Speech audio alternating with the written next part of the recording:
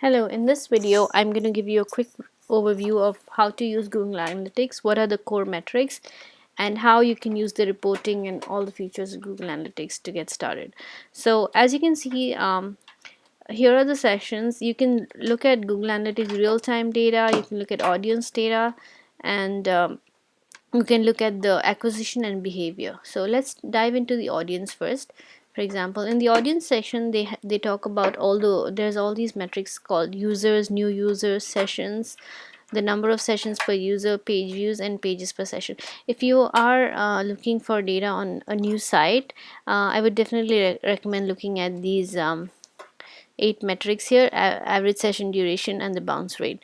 The way to use Google Analytics, just a quick overview before we dive into any of the metrics, is here you can change the date range and choose any specific date range you're looking for. If you're looking for the month of June, you would just do that and say apply.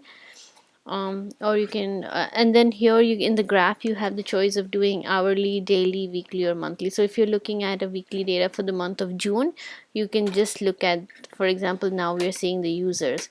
If you want to look at the bounce rate of the site for the month of June, that would be the 4 weeks in June, 4 to 5 weeks, you would see this. So this is how you see look at it. How to interpret the data, I will explain more as we continue. um, so here we can see that what this tells us is that if I'm looking at June's data, what this tells us is that we have 51,000 users who landed on the site. 47,000 were new users. We had 67 sessions, so slightly more than users because it's 1.31 sessions per user. So sounds like most of the users come back, not twice, but like an average of 1.31 sessions. And we have about 350,000 page views, and the pages per session at each session. What defines a session is like when you land on the site and you browse for however long. So here we see that the people generally browse for over 3 minutes, and they also browse at 5 pages of the site, right? Here's we're looking at the Google merchandise site in this example. So you can also look at the active users. This gives you the 7-day active, the 14-day active, and the 28 days. So this tells you like how many people are active on a daily basis when you do one day. When you choose 7 days, that means on a weekly basis how many users. As you know, obviously in a week we'll have more. So if what we are saying here is that daily we have about 2,446 users who come in, but in a week, in the last 7 days, how many users came in? So every day we're looking at the last 7 days. That's why we have data for each day. So we're not looking at a weekly roll up. Instead, we're looking at the 7-day active users. So this is that metric. So we have so if you look at the 28-day active users, that actually tells you how many monthly users you have, right? Like in a month, 47,000 users came, which is kind of what we saw when we looked at the June data, right? We did see about the same number. So this is that. Then there's many kinds of reports here that you can use. Let's look at the acquisition. What acquisition tells you is where are your users coming from. So you might be bringing your traffic directly, people are coming, so the channels is what is important.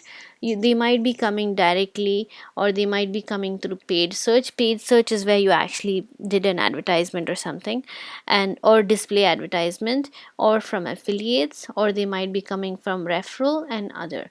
So referral is like if your site is linked on another site and they're coming from there, then you would do referral. So these are the sources. We have the source and the medium. For referral traffic, we do have the source and the medium. For direct traffic, there is no source and medium. For all the other traffic, there can be source and medium here. What I really want to cover in this video is just a quick overview, but I will explain more in detail. But just want to show you what all kinds of reports are there. If you're a first time user, it might be confusing, but the most important thing, just look at these. One section in each category would be enough to get started.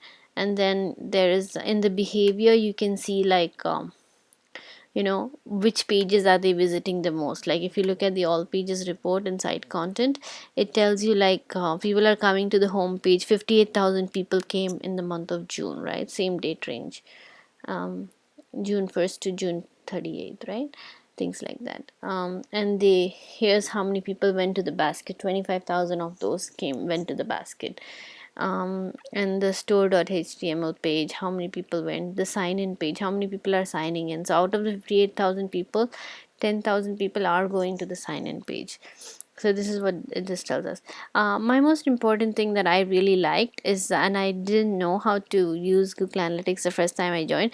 I think you can figure these metrics and navigation, but some of these navigations are important in terms of how do you add more dimension, right?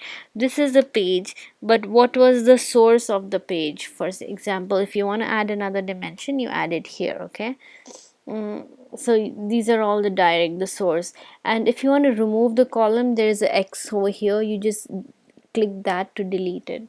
And you can add metrics if you want, or you can do advanced filtering here by doing add a dimension or add a metric here. Okay, you can add a metric if you want one more metric added, like bounce rate is already there, but say if you want users to this tab, if it's applicable to add, it will show it to you and you can add those additional things. Or you can also do filtering here, right? Filtering, you can say where the page contains slash home only, for example, right? Then it will filter only for this one. So this, in this case, it's anything that contains slash home. But if I did an exact match, I would do includes page containing I did, but you can do like exactly matching, then you'll only see one row of data. So that's how you filter a Google Analytics report. And then here's how you can control how many rows are showed.